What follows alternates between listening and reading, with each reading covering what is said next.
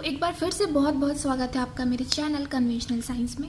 Previous जो हमने videos बनाई थी उसमें हम ऑर्गन्स ऑफ इम्यून सिस्टम कर रहे थे, जिसमें हमने प्राइमरी लिम्फोइड ऑर्गन्स कर लिया था और आज हम डिस्कस करने वाले थे secondary lymphoid organs. So as I told you in the previous video that the function of secondary lymphoid organs is to trap the antigen and present it to the lymphocytes so that the lymphocytes can destroy the antigen and protect our body. So the examples of secondary lymphoid organs are lymph node, spleen and mold. So in this video we are going to discuss about all these three secondary lymphoid organs one by one. So let's start with the first one, that is lymph node. तो lymph node के बारे में देखते हैं कि जो इसकी shape होती है वो बीन शेप्ड होती है। ये इनकैप्सुलेटेड रहता है कनेक्टिव टिश्यू के थ्रू, मतलब कि जो इसके बाहर बाउंड्री होती है वो कनेक्टिव टिश्यू की होती है। इसमें माइक्रोफेजेस, लिम्फोसाइट्स और डेंड्रिटिक सेल्स पाए जाते हैं और ये सेल्स के क्या क्या फंक्शंस है ये मैं आपको बता चुकी हूँ। ये एक लिम्फोइड स्ट्रक्चर में ऑर्गेनाइज्ड रहते हैं और ये पहला ऐसा स्ट्रक्चर है, ये पहला ऐसा ऑर्गन है जो कि जो भी हमारे बॉडी में एंटीजन एंटर करता है तो ये सबसे पहला वैसा ऑर्गन है जो एंटीजन को इनकाउंटर करता है। ये पाया जाता है लिम्फेटिक वेसल्स के जंक्शन पे, और जब भी टिश्यू में कोई एंटीजन एंटर करना चाहता है तो ये एंटीजन्स को टिश्यू तक नहीं पहुंचने देता है और टिश्यूज़ के सरफेस पे ही एंटीजन को कैप्चर कर लेता है। ये इंटरनली जो है ये डिवाइडेड रहता है 3 जोन्स में, कॉर्टेक्स, पाराकॉर्टेक्स और मेडुला। अब ये क्या है तो इनके बारे में हम एक एक करके पढ़ते हैं। एक बार आप इसकी डायग्राम देख लीजिए लिम्फ नोड्स की। ये प्राइमरी लिम्फोइड फॉलिकल और ये सब क्या है, ये इफरेंट और एफरेंट, ये सब के बारे में मैं भी आपको बताऊंगी। उसके बाद मैं फिर से आपको इस पिक्चर को दिखाऊंगी। तो चलिए चलते हैं, हम एक एक करके पहले देखते हैं कि ये जो जोन्स हैं इन जोन्स में हमको क्या क्या मिलते हैं और इनका इस जोन्स का मतलब क्या यूज़ है। तो सबसे पहले जो आउटर मोस्ट जोन है उसको हम कॉर्टेक्स बोलते हैं, जहाँ पे बी लिम्फोसाइट्स और माइक्रोफेजेस और डेंड्रिटिक सेल्स पाए जाते हैं। तो ये आपको पूछ सकता है कॉम्पिटिटिव एग्जाम्स में कि सबसे पहले जो कॉर्टेक्स है उसमें क्या क्या पाया जाता है, तो आप बताइएगा कि आपको लिम्फोसाइट्स, बी लिम्फोसाइट्स, माइक्रोफेजेस और फॉलिकल डेंड्रिटिक सेल्स पाए जाते हैं। उसके बाद से जो पाराकॉर्टेक्स जोन होता है वो कॉर्टेक्स के जस्ट नीचे होता है और इसमें आपको टी लिम्फोसाइट्स और डेंड्रिटिक सेल्स पाए जाते हैं, ठीक है। और उसके बाद जो सबसे लास्ट होता है जेट मेडुला, उसमें कोई भी लिम्फोसाइट्स नहीं पाया जाता है, बट उसमें आपको प्लाज्मा सेल्स पाए जाते हैं। और आपको पता है कि प्लाज्मा सेल्स क्या करते हैं, वो एंटीबॉडीज़ रिलीज़ करते हैं, है ना। तो आपको ये पता चलेगा कि कौन कौन से 3 जोन्स होते हैं और उन तीनों जोन्स में कौन कौन से सेल्स पाए जाते हैं और उन सेल्स के क्या क्या फंक्शंस हैं। अब बात देखिए कि जब भी कोई एंटीजन इंटर करता है तो जब वो घुसता है लिम्फ नोड में तो सबसे पहले वो कॉर्टेक्स में जाता है, फिर वो पाराकॉर्टेक्स में जाता है और फिर वो मेडुला में जाता है। हमारा कॉर्टेक्स में कौन कौन सा सेल्स है, लिम्फोसाइट्स है, माइक्रोफेजेस और डेंड्रिटिक सेल्स है। तो कुछ को तो माइक्रोफेजेस क्योंकि फेगोसिटिक नेचर का होता है तो वो कुछ को तो डिस्ट्रॉय कर देता है इनगल्फ करके, कुछ को डेंड्रिटिक सेल्स क्या करते हैं, प्रेजेंट करते हैं टी सेल्स की तरफ, है ना। उसके बाद वो पाराकॉर्टेक्स में जाता है। पाराकॉर्टेक्स में आपको टी लिम्फोसाइट्स हैं और डेंड्रिटिक सेल्स है। यहाँ पे भी जो एंटीजेंस को रिप्रेजेंट नहीं कर पाया है हमारा कॉर्टेक्स वाला डेंड्रिटिक सेल्स, वहाँ यहाँ पे पाराकॉर्टेक्स वाला डेंड्रिटिक सेल्स उनको कैप्चर करके उनको रिप्रेजेंट करता है टी सेल्स की तरफ। और फिर भी अगर कुछ बच जाते हैं एंटीजेंस वो मेडुला की तरफ पहुँचते हैं, क्योंकि मेडुला में प्लाज्मा सेल्स होते हैं जो कि आपको एंटीबॉडीज़ रिलीज़ करते हैं, तो वहाँ पर वो डिस्ट्रॉय हो जाते हैं। तो मतलब कि हमारे टिश्यू में घुसने से पहले ही लिम्फ नोड्स जो है एंटीजेंस को डिस्ट्रॉय कर देता है। तो ये जो जो सेल्स पाए जाते हैं ना लिम्फ नोड्स में, जो कॉर्टेक्स में है और जो पाराकॉर्टेक्स में है, मोस्टली जो कॉर्टेक्स वाले हैं जैसे कि आपको माइक्रोफेजेस, डेंड्रिटिक सेल्स, लिम्फोसाइट्स, ये सब ना एक आपस में ग्रुप में रहते हैं और एक फॉलिकल के फॉर्म में रहते हैं। और जब भी एंटीजन आता है लिम्फोसाइट्स का तो ये जो फॉलिकल है ये प्राइमरी फॉलिकल में कन्वर्ट हो जाते हैं और फिर कुछ 3-4 दिन बाद अगर एंटीजन का आपको लगातार एक्सपोजर मिलता रहा तो ये प्राइमरी लिम्फोइड फॉलिकल से सेकेंडरी लिम्फोइड फॉलिकल में कन्वर्ट हो जाते हैं यहाँ पे आप देख सकते हो प्राइमरी लिम्फोइड फॉलिकल। यहाँ पे ये जो आपको दिख रहा है यहाँ पे ग्रुप ऑफ सेल्स, ये एक्चुअली माइक्रोफेजेस है के हैं, डेंड्रिटिक सेल्स भी हैं इसमें और लिम्फोसाइट्स भी हैं इसमें।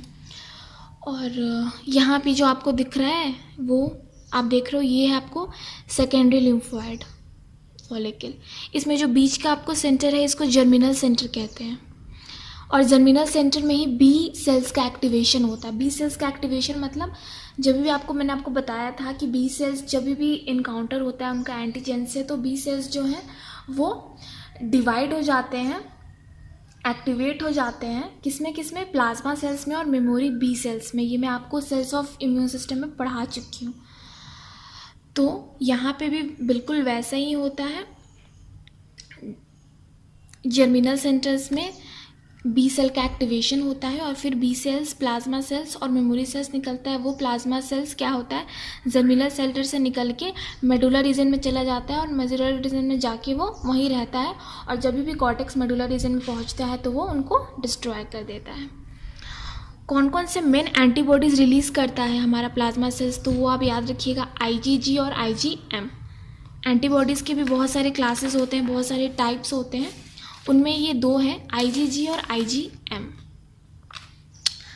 अब हम देखते हैं कि जो सेकेंडरी फॉलिकल आपने देखा, सेकेंडरी लिम्फोइड फॉलिकल, उसके जो सरफेस पे आपको डेंड्रिटिक सेल्स पाए जाते हैं। वो डेंड्रिटिक सेल्स एंटीजन को सरफेस पे ही रोक लेते हैं और फिर उसको TH सेल को रिप्रेजेंट करते हैं। TH सेल को रिप्रेजेंट करते हैं तो जो TH सेल है वो एक्टिवेट कर देता है और फिर वो फर्दर एक्टिवेशन कर देता है जर्मिनल सेंटर का, और जर्मिनल सेंटर फिर क्या करते हैं, बी सेल की एक्टिवेशन करने लगते हैं और फिर प्लाज्मा सेल्स आता है और फिर एंटीबॉडी रिलीज करके उस एंटीजन को डिस्ट्रॉय कर देता है। तो ये चीज़ तो आप समझ गए। फिर आपको यहाँ पे आपको दो वेसल्स बताए गए हैं, एफरेंट लिम्फेटिक वेसल्स और इफरेंट लिम्फेटिक वेसल्स। तो ये जो एफरेंट और इफरेंट लिम्फेटिक वेसल्स है ये क्या है, तो एफरेंट लिम्फेटिक वेसल्स वैसे वेसल्स होते हैं जो कि लिम्फ को लेकर आते हैं टिश्यूज़ में, और इफरेंट लिम्फेटिक वेसल्स वैसे वेसल्स हैं जो लेकर जाते हैं। तो जो आने वाले हैं वो साथ में भी एंटीजेंस लेकर आए, तो उन एंटीजेंस को हमारा जो लिम्फ नोड्स है वो कैप्चर कर लेता है। लिम्फ नोड्स के सेकेंडरी फॉलिक्यूल के सरफेस पे जो आपको माइक्रोफेजेस पाए जा रहे हैं, आपको डेंड्रिटिक सेल्स पाए जा रहा है, वो कैप्चर करके प्रेजेंट करता है TH सेल्स को। और जो कॉर्टेक्स रीजन में आपको पाया जा रहा है, मेडुला रीजन में जो एंटीबॉडीज़ है वो उनको डिस्ट्रॉय कर देता है। तो जब वे घुसते हैं तो मैंने आपको बताया कि इनकी जो एंट्री की पाथ है वो कैसे है, पहले कॉर्टेक्स, फिर पाराकॉर्टेक्स और फिर मेडुला।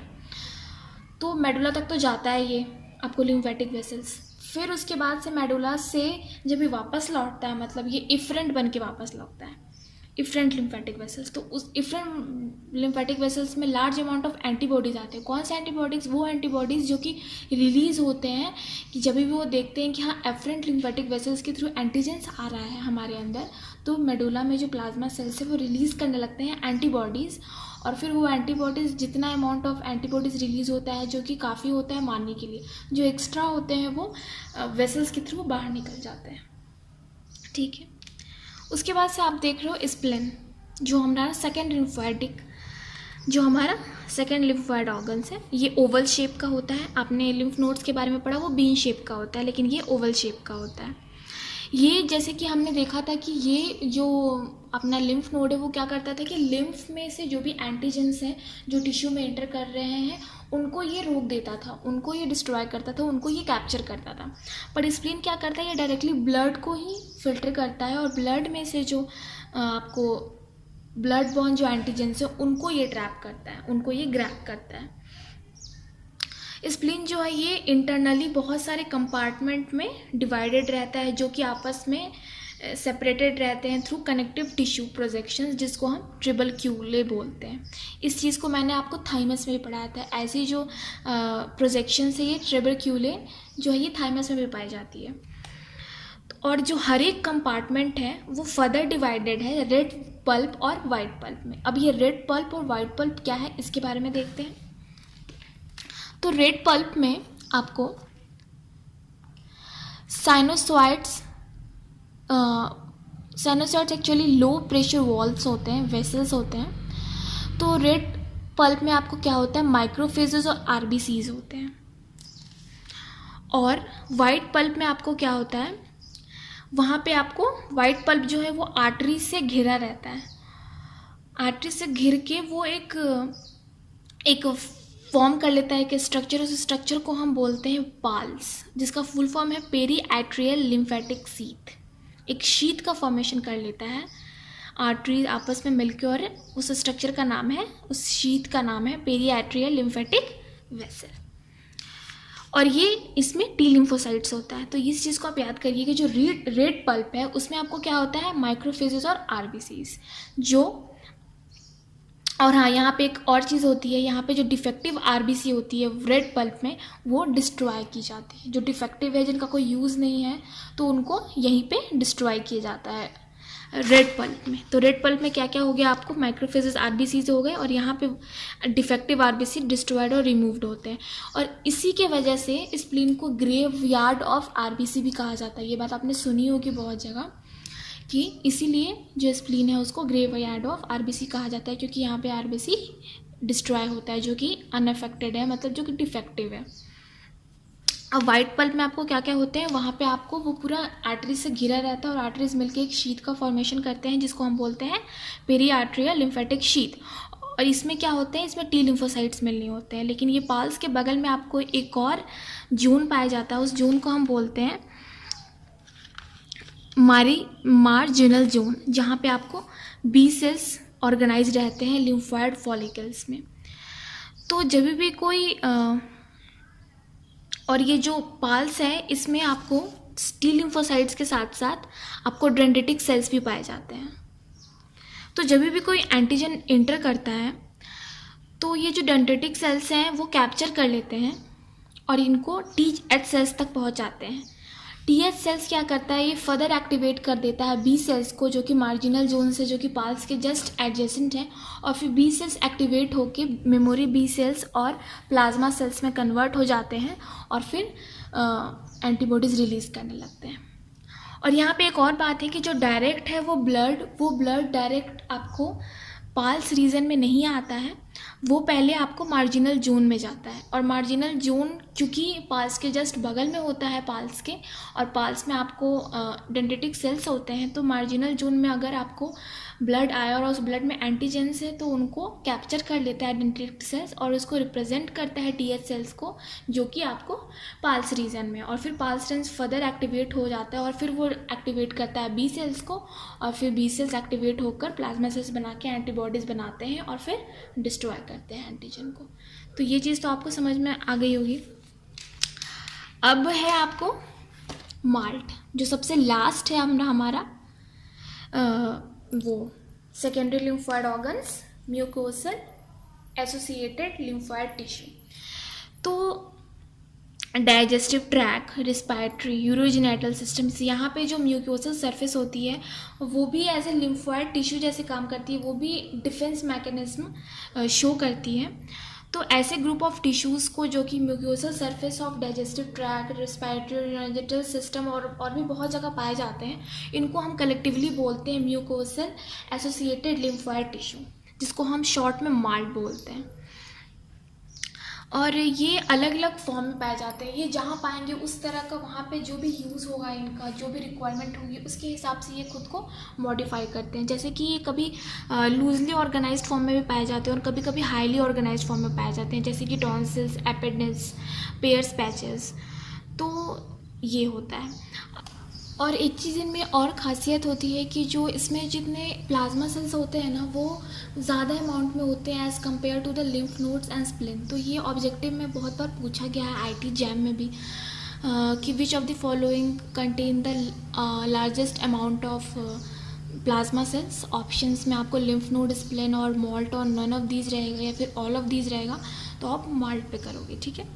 उसके बाद से हम टॉन्सिल्स के बारे में पढ़ते हैं। टॉन्सिल्स मैंने आपको बताया highly organised form of MALT. तो जो टॉन्सिल्स है वो कहाँ कहाँ पाया जाता है, तो बेस ऑफ टंग के पास पाया जाता है, आपको back of mouth, nasopharyngeal roof यहाँ पाया जाता है। और ये नोडुलर अपीयरेंस, मतलब नोड्यूल जैसा दिखता है। उसके बाद ये क्या करता है, इसमें कौन कौन से सेल्स पाए जाते हैं, तो आपको लिम्फोसाइट्स पाए जाते हैं, ग्रैनुलोसाइट्स, माइक्रोफेजेस पाए जाते हैं, मास्ट सेल्स पाए जाते हैं, और इन सब के फंक्शंस मैं आपको बता चुकी हूँ अपने previous video cells of immune system में। और इनका वर्क क्या होता है, तो ये जो भी एंटीजन माउथ या हमारे नेसल पैसेज में एंटर करते हैं, ये उनको डिफेंड करता है। अब जो गैस्ट्रो इंटेस्टाइनल ट्रैक है, मतलब जो हमारा गट है, जो हमारा एलिमेंट्री कैनाल है, उसमें कौन कौन से आपको लिम्फोइड टिश्यूज़ पाए जाते हैं, मॉल्ट पाए जाते हैं, किस किस फॉर्म में पाए जाते हैं, तो पेयर्स पैचेस के फॉर्म में पाए जाते हैं। और ये कहाँ पाए जाते हैं?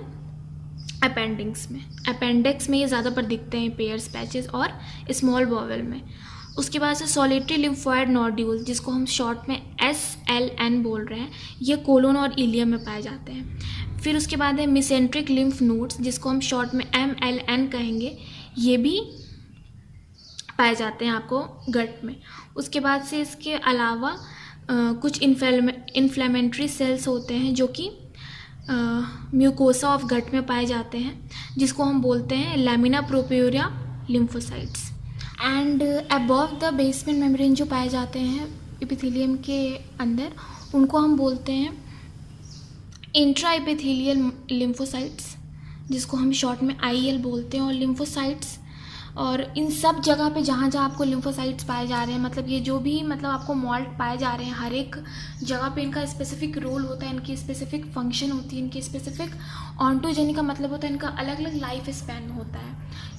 फिनोटाइप्स मतलब इनका अलग अलग अपीयरेंस होता है, और फंक्शंस मतलब कि इनका अलग अलग वर्क होता है हर जगह, जैसे जहाँ पे जिसकी रिक्वायरमेंट ज़्यादा है उस तरह से ये वर्क करते हैं। तो ये हो गई हमारी मार्टबी। तो ये हमारी ख़त्म हो गई सेकेंडरी लिम्फोइड ऑर्गन्स। और जो हमारी नेक्स्ट वीडियो है वो हमारी लास्ट वीडियो होगी इम्यूनोलॉजी सीरीज़ की, जो कि है primary and secondary immune responses and host defence mechanism. तो आई होप आपको आज की वीडियो समझ में आएगी। वो वीडियो से आपको अगर कोई भी डाउट है then please feel free to ask any questions, any queries. And if you found my video useful then please like, share and subscribe. And thank you so much for supporting me and keep supporting please.